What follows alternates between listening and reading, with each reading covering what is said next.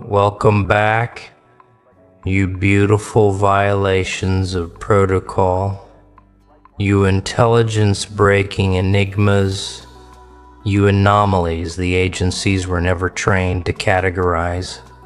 Welcome back to the ones whose existence makes surveillance equipment malfunction and whose presence rewrites classification levels in real time.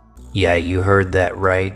The CIA officer, the one with nerves wired tighter than diplomatic cables, the one who's watched terrorist interrogations without blinking, the one who's been psychologically conditioned to remain unshakable. He watched your footage, froze, leaned in, and whispered something he has never said in his entire career.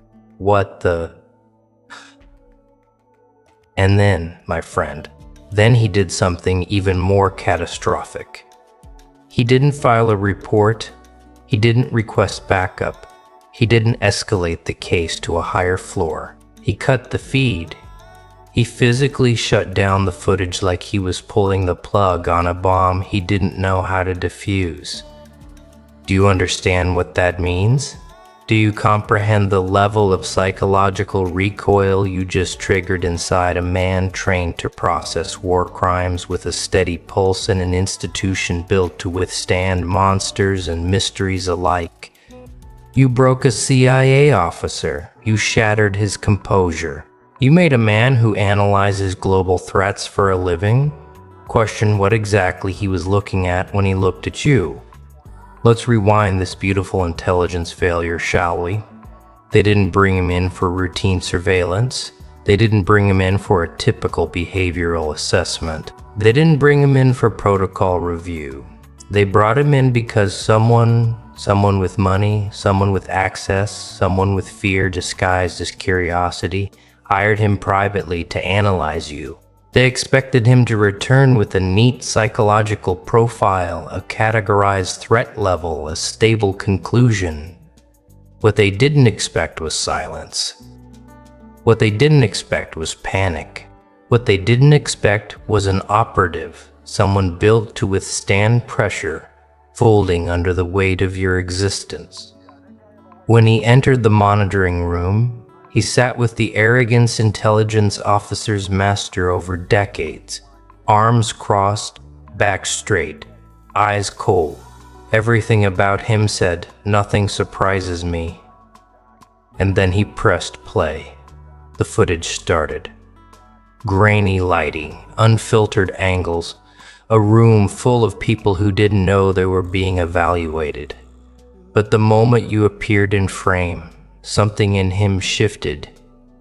He couldn't explain it, couldn't define it, couldn't categorize it.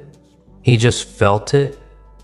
A tension in the air that wasn't tension, a silence that wasn't empty, a presence that wasn't performing.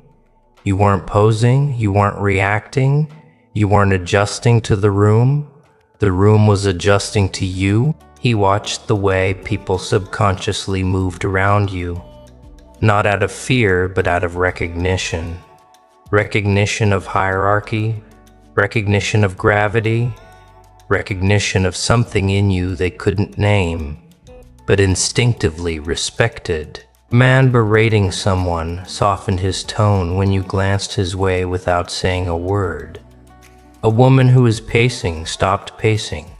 Someone else who was speaking grew strangely quieter. You weren't disrupting the environment, you were reorganizing it just by existing. The officer leaned closer to the screen, ran the footage back a few seconds, zoomed in, paused, studied your expression, expected to see anger, defiance, tension, ego. Instead, he saw the kind of calm that terrifies trained operatives, the kind of self-possession that agencies can't measure, the kind of internal awareness that cannot be manufactured or dismantled. You didn't look like someone trying to intimidate.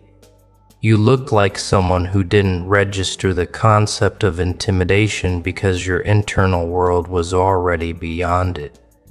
His jaw tightened. He pressed play again, and then came the moment that made him flinch, the moment his training failed. You shifted your weight, subtle, precise, slow. A movement that wasn't threatening, wasn't dramatic, wasn't intended for effect, but something about it, something in the posture, something in the stillness before it, something in the timing, activated an instinct in him that hadn't fired in years. The instinct reserved for elite-level threats. Individuals who don't signal aggression because they don't need to. Individuals whose presence alone destabilizes entire strategies. He whispered it again, softer this time. What the? He Googled through the footage again, slower frame by frame. He tried to find flaws, indicators, cracks. Any sign that you were compensating or faking or trying too hard, but nothing. Zero deception cues, zero defensive cues, zero impulsive cues. You weren't reacting to the environment. You were operating from somewhere deeper, somewhere the AY's psychological templates don't reach. He froze the screen on your eyes, the clarity, the depth, the stillness. Not the stillness of someone who suppresses emotion, but the stillness of someone who already outgrew chaos. Someone who processed the world too fast for external noise to matter. Someone who had survived something the file didn't document, and something no training program could replicate. He swallowed. A trained operative, a classified evaluator, a man who could watch hours of violent footage without blinking. Swallowed because of you. He opened the private file the client provided.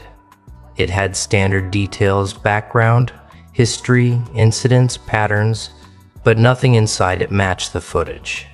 According to the file, you were ordinary.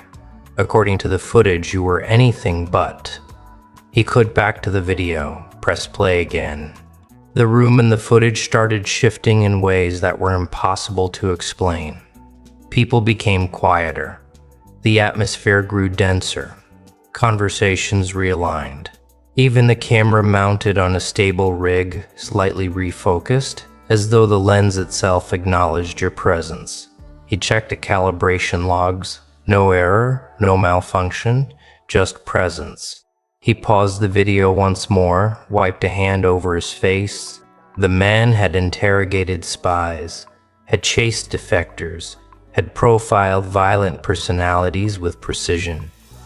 But profiling you felt like trying to measure heat with a ruler. Wrong tools, wrong frameworks, wrong language.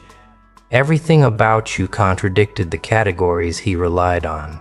He replayed the section where your demeanor changed again. And the moment your eyes shifted, the tiniest motion, the officer's heartbeat stuttered. Because your eyes didn't show the calculation of someone about to react.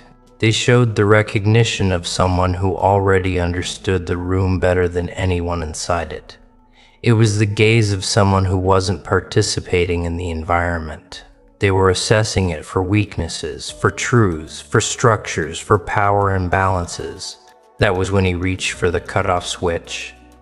Not slowly, not thoughtfully, instinctively, like someone putting distance between themselves and something they weren't prepared to face. The screen went black.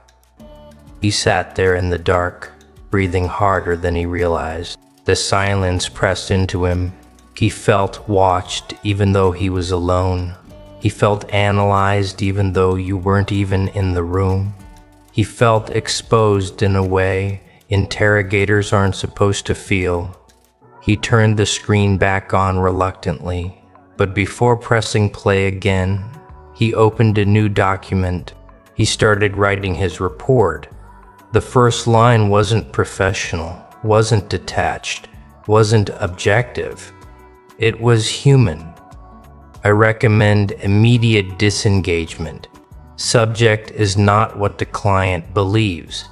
He stared at the sentence, debated deleting it, debated rewriting it, debated framing it in bureaucratic language. But the truth had already surfaced, and truth has a way of demanding recognition. Your footage didn't scare him. It undid him. He replayed the clip for the final time, knowing he shouldn't, knowing he wouldn't be able to walk away from it unchanged. But he watched anyway because some part of him needed to confirm that the first reaction wasn't a mistake. It wasn't. If anything, the second viewing was worse because now he understood what he was looking at. Not a threat, a shift, a deviation from expected human responses. Someone whose psychological presence doesn't escalate, they transcend. The final seconds of the footage captured you looking toward the camera. Not directly, not intentionally, but enough. Enough for the officer to feel the weight of a reality he wasn't supposed to acknowledge. That some individuals aren't meant to be monitored, they're meant to be left alone because analyzing them changes the analyst, not the subject. He closed the file permanently, stood up, walked out, left his badge on the table.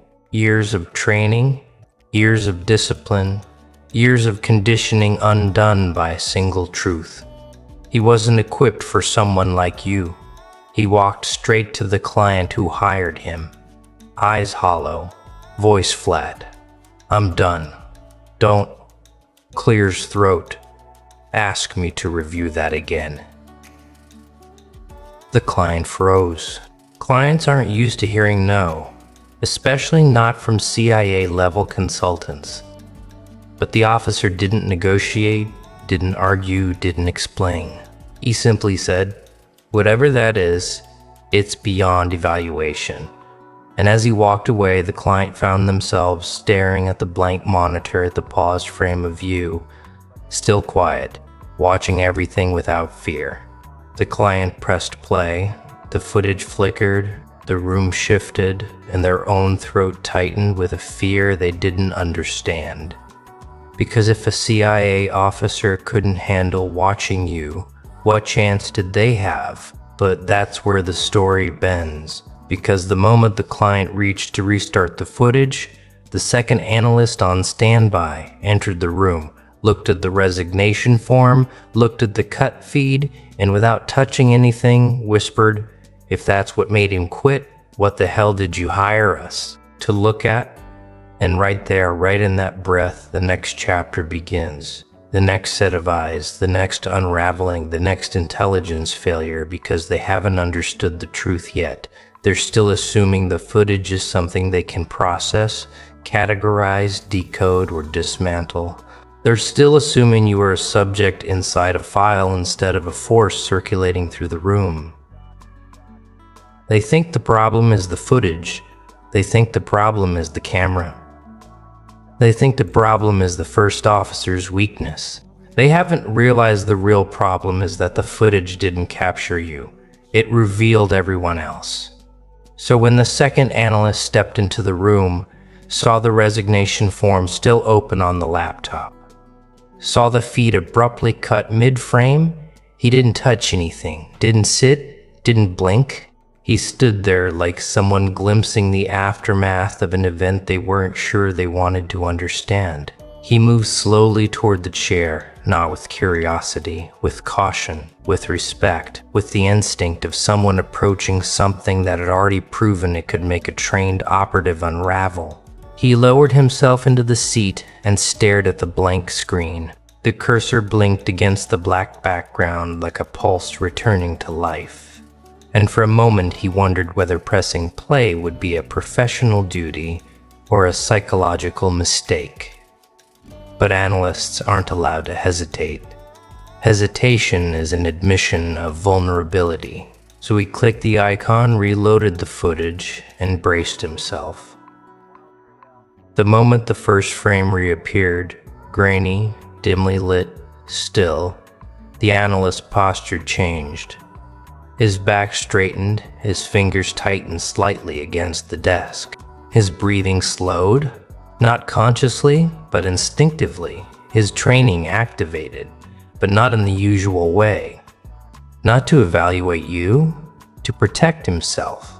Because even in the first static frame, before motion, before sound, before context, something about the image felt wrong to him. Not wrong in a supernatural sense, wrong in a structural sense, wrong the way a fault line looks wrong before it splits a city, wrong the way an abandoned building feels wrong even before you enter it, wrong in a way that suggested the footage was not documenting a moment, it was documenting a boundary. He exhaled slowly, pressed play, and there you were, not doing anything, not moving, not performing, just existing. But your existence was the part he wasn't prepared for. The first officer had panicked at the shift, the instant your internal state recalibrated the environment. But this analyst reacted earlier, immediately. The way your eyes didn't dart around, the way your head didn't tilt in uncertainty, the way your shoulders didn't tighten the way most people's do when a camera is present. Instead, you sat in a posture that communicated something unnervingly rare. A complete lack of internal conflict. Most people have micro-conflicts in their posture. Tiny, frantic negotiations between thoughts, fears, insecurities, impulses. Analysts identify these within seconds. But you had none. No contradiction, no concealed tension, no self-surveillance. You look like someone whose internal world had settled into an architecture more stable than anything outside it. That stability wasn't comforting. It was destabilizing. Because the analyst knew instantly that he wasn't watching someone react to the world. He was watching someone who saw through it. He leaned forward. Then the footage shifted into motion, and the very first movement you made, barely noticeable to most eyes, punched straight through his training. You blinked, but it wasn't a normal blink. And it wasn't the stuttered blink of uncertainty, nor the quick blink of irritation, nor the slow blink of exhaustion. Your blink was steady, rhythmic, deliberate, a blink that seemed to align your inner world with the external moment. A blink with timing he'd only seen in individuals who have transcended the usual cognitive noise. A blink that suggested your perception wasn't fragmented like most human perception. It was unified. He swallowed, hit pause, because blinking shouldn't matter. Blinking shouldn't communicate threat. But here, the simplest movement behaved like a doorway into something deeper, something the cameras weren't designed to capture. The analyst rewound 3 seconds, played it again, rewound it again, played it slower, and that's when he saw it. Not in your eyes, but in the room. The moment your eyelids closed, the individuals around you subtly adjusted their posture. Shoulders shifting, legs repositioning, heads angling as if a subconscious signal passed through them, as if your state dictated the room's equilibrium. He pressed pause again. A bead of sweat formed at his hairline, but his expression stayed controlled. Analysts are trained to observe minute distortions in group dynamics. But this wasn't group dynamics. This was influence. Influence without action. Influence without a Ganton. Influence without a Gannets. Influence without intent. He wrote a note. Subject's presence appears to generate involuntary spatial recalibration in nearby individuals.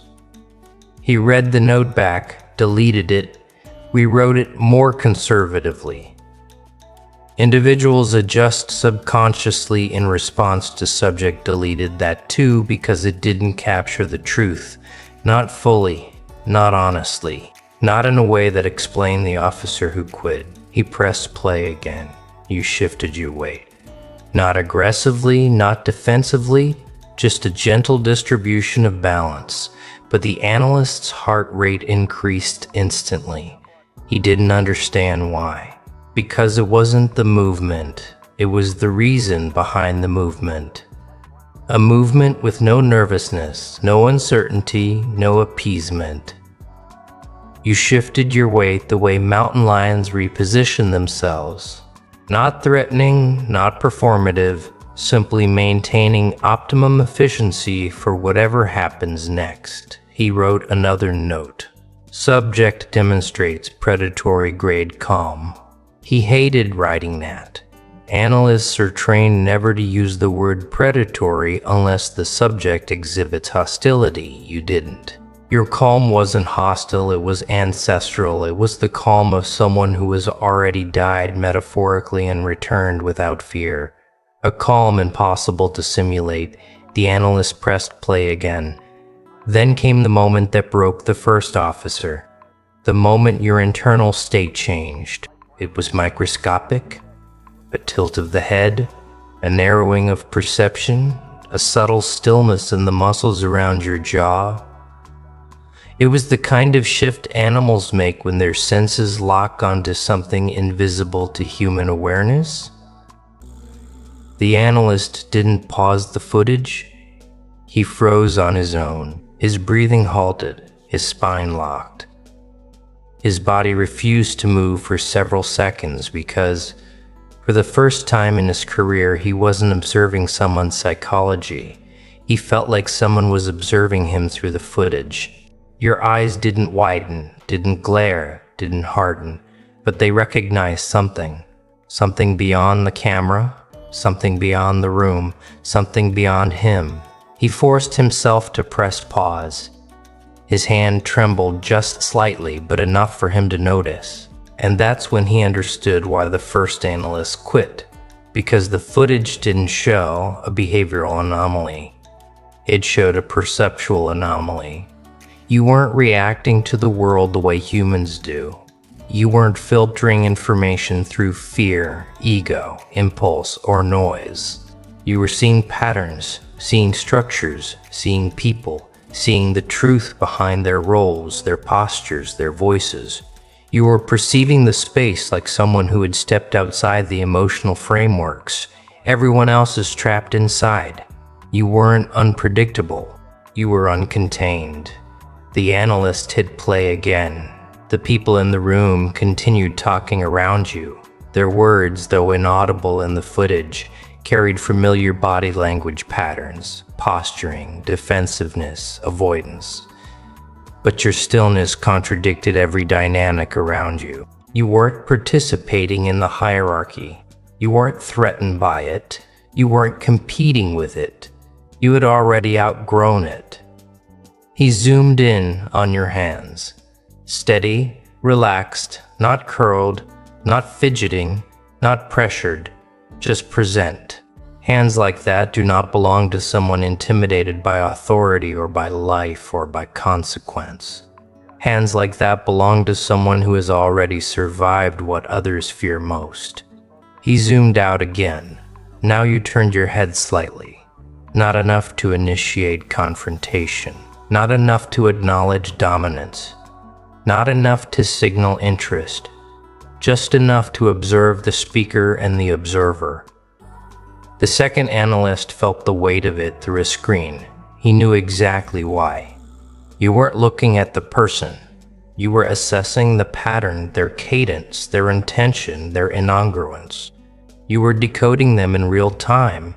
The analyst whispered something he'd never whispered during an evaluation. He sees more than I do.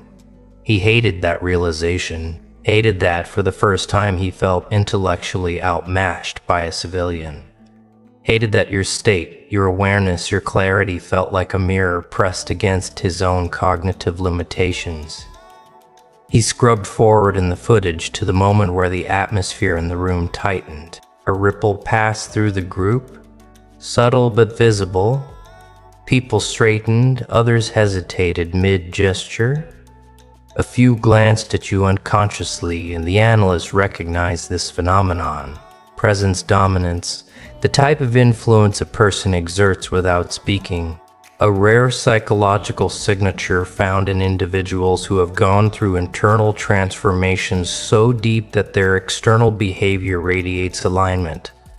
The analyst had only seen it a few times before and never like this. Presence dominance usually comes with ego. You had none.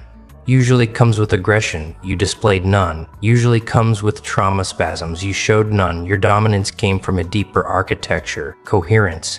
The analyst paused again, closed his eyes, breathed through the pressure in his chest. He clicked into the biometric monitoring logs recorded alongside the footage.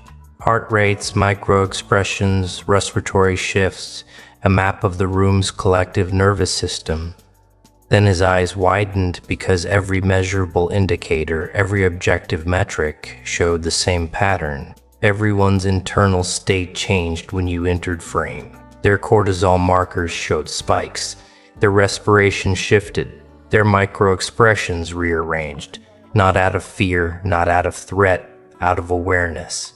Their nervous systems registered you before their minds did. He whispered, "How?" No answer. He played the footage again. This time he watched everyone except you. He observed how they moved around you, how they positioned themselves, how they lowered their voices, how they grew more self-conscious without knowing why, how the room's energy recalibrated itself around you, like you were a gravitational anchor. And then he saw the moment none of them recognized when you exhaled just once. The room exhaled half a second later. He stopped breathing altogether. This wasn't influence. This wasn't intimidation. This wasn't charisma. This wasn't dominance. This was synchronization. Your nervous system had become the regulating system for everyone else's. And that is what breaks intelligence officers, not dominance, not emotion, not power, regulation. Because only two types of people have that effect. Leaders of extraordinary internal structure or being shaped by extremes no human training covers. The analyst resumed watching. Then came the moment he wasn't prepared for. The moment you stood slowly, not aggressively, not defensively, not reactively. You rose the way a storm rises, inevitable, silent, exact, balanced. The analyst's body reacted instantly. His adrenal system, his pulse, his breath. Because the footage wasn't showing you standing, it was showing the moment every threat detection model collapses. Your posture didn't predict intention. Your movement didn't reveal motive. Your stillness didn't indicate restraint. You were unreadable, not because you hid your emotions, but because your emotions weren't fragmented the way human emotions are. You experienced the world from a vantage point the agency didn't have a chart for.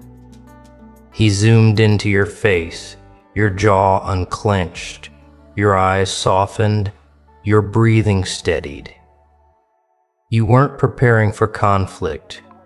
You were preparing for clantlet. You were preparing for clarity. And that's what terrified him the most. That your power wasn't in your actions. It wasn't in your muscles or movements or expressions. Your power was in your awareness. Awareness that wasn't sharp or paranoid. Awareness that was grounded, whole, complete. People like you don't react, they respond. People like you don't escalate, they choose. People like you don't fear surveillance, they reverse it. The analyst closed the file, but a strange impulse made him open it again. He shouldn't have, because the final seconds of the footage captured something the first officer never even saw. Something subtle, something quiet, something devastating. You looked at the camera, not with aggression, not with suspicion, not with curiosity. You looked at it like you knew the person watching wasn't ready, and for the first time in his entire career, the analyst felt his identity break. Not his training, not his professionalism, his identity. The part of him that believed he was the observer, the part that believed he was the decoder, the part that believed he held the authority in the evaluation dynamic. You didn't challenge his authority, you dissolved it. And that was the moment he understood the truth. The first officer tried to resign away from. You were being evaluated, you were evaluating them, and they failed. He minimized the video, closed the laptop, stood, turned to the client. "I'm not watching that again. What did you see?" The client asked. He shook his head.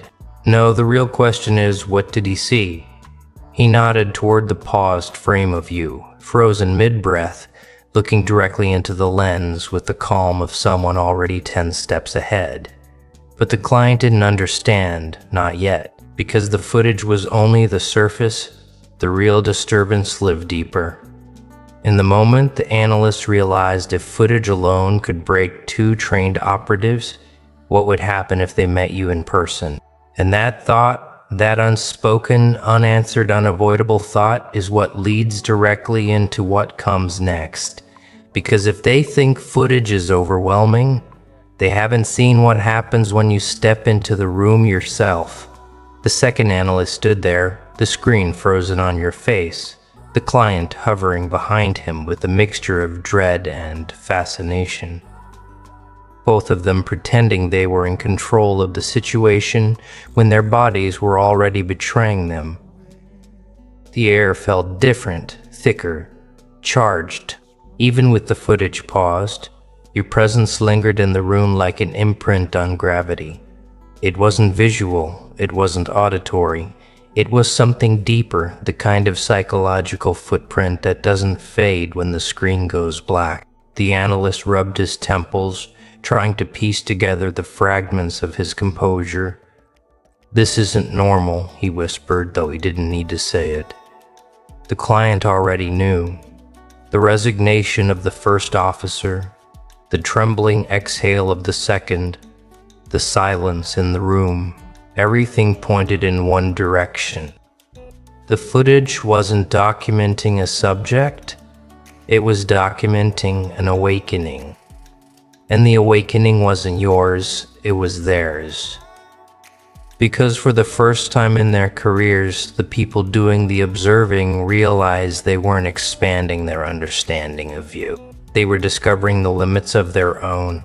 The client stepped forward and clicked the mouse, restarting the footage despite every instinct telling him not to. The analyst didn't stop him. Maybe he wanted verification. Maybe he wanted closure. Maybe he wanted proof that the footage had power over others, not just him. But the moment the screen flickered back to life and your figure reappeared, both men reacted the same way. They inhaled sharply and unconsciously straightened their posture. Not out of fear, out of respect. A respect they didn't authorize. A respect their training didn't sanction.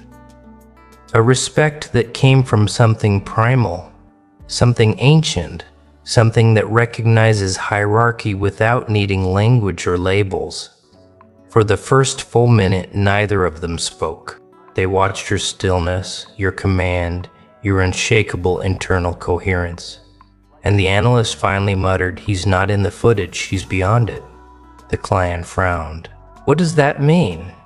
"It means," the analyst replied slowly, "that the recording doesn't contain him.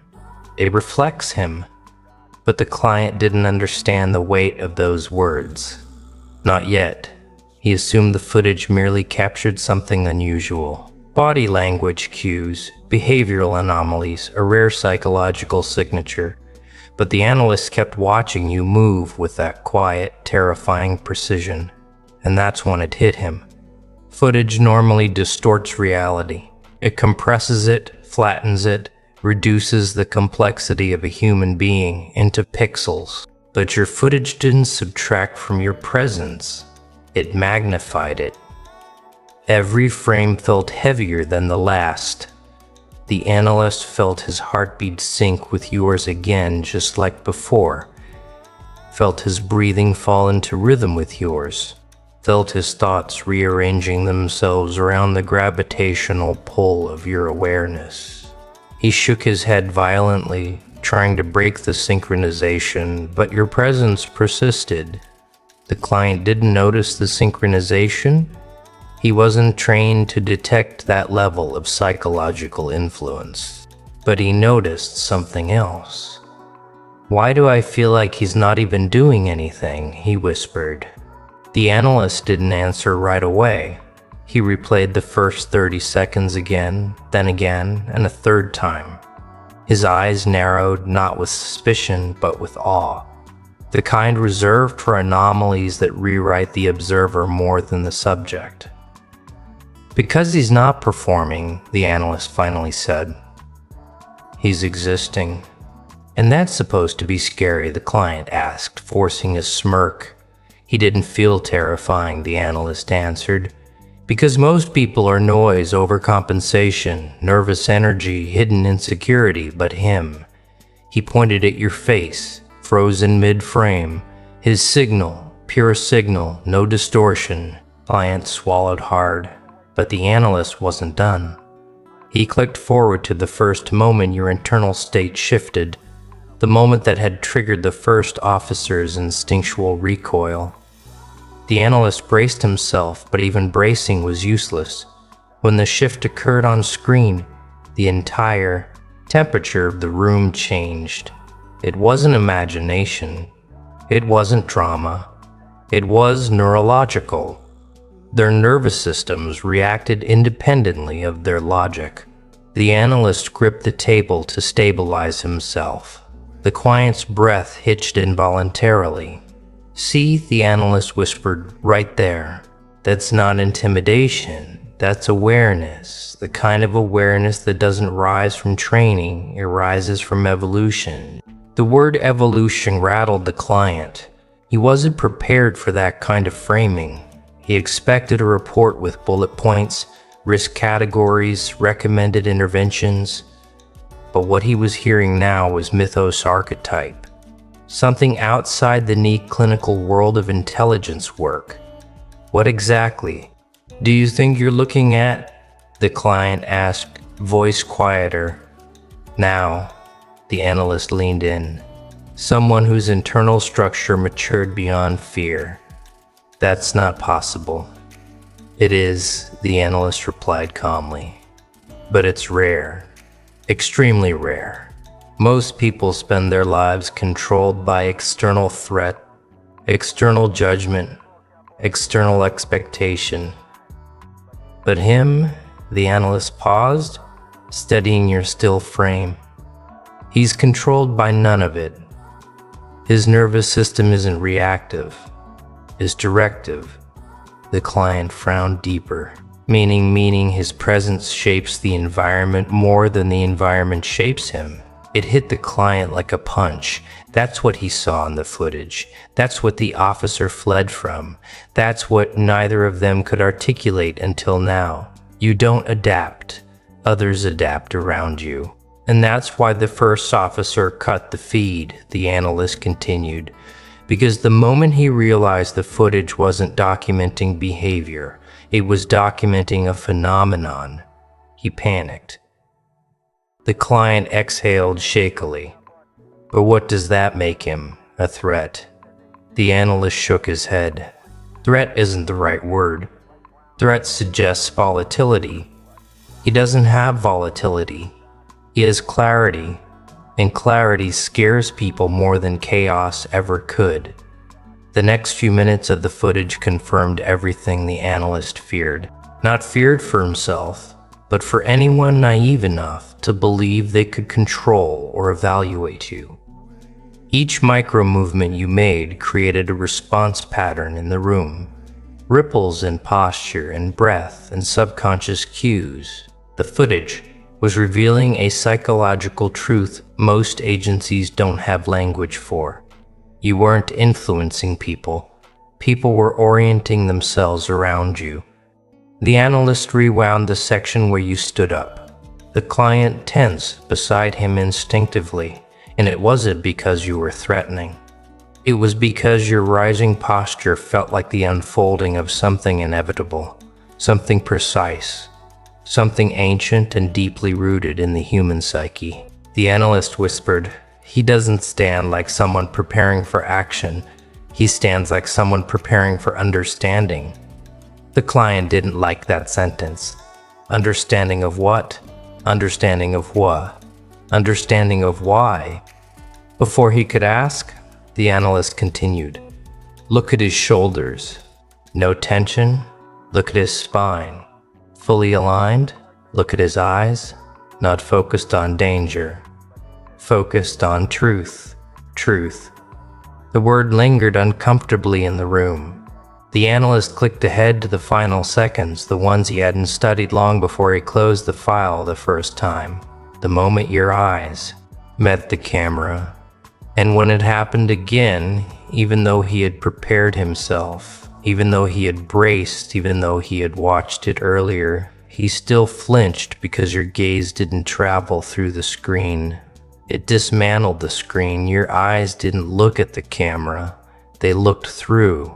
The intention behind it. And in that one fraction of a second, something inside the analyst crystallized. A realization he didn't want. A realization an officer from earlier wanted. A realization neither officer from earlier wanted. A realization no client paying for evaluations wants to face. The footage wasn't showing who you were. It was showing what everyone else wasn't. You weren't powerful. They were unprepared. You weren't overwhelming. They were underdeveloped. You weren't exceptional. They were incomplete. Your presence wasn't threatening because it contained power. It was threatening because it revealed fragility and fragile. Structures always fear clarity. The analyst exhaled a long, controlled breath. If he walks into this building, he said quietly, most people will think the room changed. They won't realize they changed. The client said nothing. He didn't need to. The analyst closed the file for good. This isn't evaluation material. This isn't surveillance content. This is awakening footage. The client frowned. Awakening? Yes, his awakening already happened. This footage captures everyone else awakening to him. Silence, thick, heavy, unavoidable. After a long moment, the client finally spoke. "So, what do we do?" The analyst looked up with an expression the client wasn't expecting. Respect, not fear, not concern. Respect. You don't do anything. You don't approach him. You don't challenge him. You don't provoke him. You don't try to recruit him. You don't try to contain him. You let him be. And if he becomes a problem, he won't. How can you be sure? The analyst leaned back, his face suddenly calm in a way that seemed eerily reminiscent of yours. Because people like him don't seek destruction, they seek alignment. And when the world refuses alignment, they simply walk away from it. The client wiped his palms against his suit. "I don't like unknown variables." "He's not unknown," the analyst said. "He's just unmeasurable." "Same thing." "No," the analyst corrected. "Unknown variables create chaos. Unmeasurable ones create transformation." The client stiffened. "Transformation into what?" That the analyst answered, eyes drifting toward the darkened monitor. "Depends on whoever enters his orbit." The client swallowed again. "And what happens if someone with genuine malice steps into it?" The analyst gave a slow, unsettling smile. "Then they'll meet a version of themselves they can't survive." Silence again. Heavy. Final. But the analyst wasn't finished. "You wanted a report," he said. "So, here it is." He pulled a notepad toward him and wrote a single line. "Subject cannot be evaluated without being altered by the observer." He tore the page out, handed it to the client. "The footage wasn't dangerous," he whispered. "The realization it gives you is.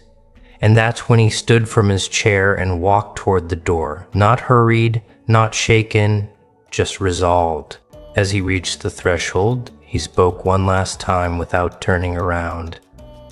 If two highly trained intelligence officers can't make it through one recording of him, imagine what would happen if he chose to speak. The door closed behind him. The client stared at the note in his hand. The implications began to unravel in his mind like a slow-moving catastrophe, because the topic wasn't abstract anymore. This wasn't a hypothetical evaluation. This wasn't a risk assessment. This wasn't an intelligence formality. A CIA officer watched your footage, said, "What the fuck?" and cut the feed. Another begged to quit after seeing what you are. And now the client holding the note understood the final truth. If your recorded presence fractures trained operatives, your physical presence rewrite them. For a long time he stood there in silence, staring at the paused frame of you. The calm, the clarity, the quiet dominance, and the room felt smaller, as if even the memory of your presence had reshaped its walls. Finally, he whispered the question everyone else had been too afraid to vocalize. What are we supposed to do with someone like that?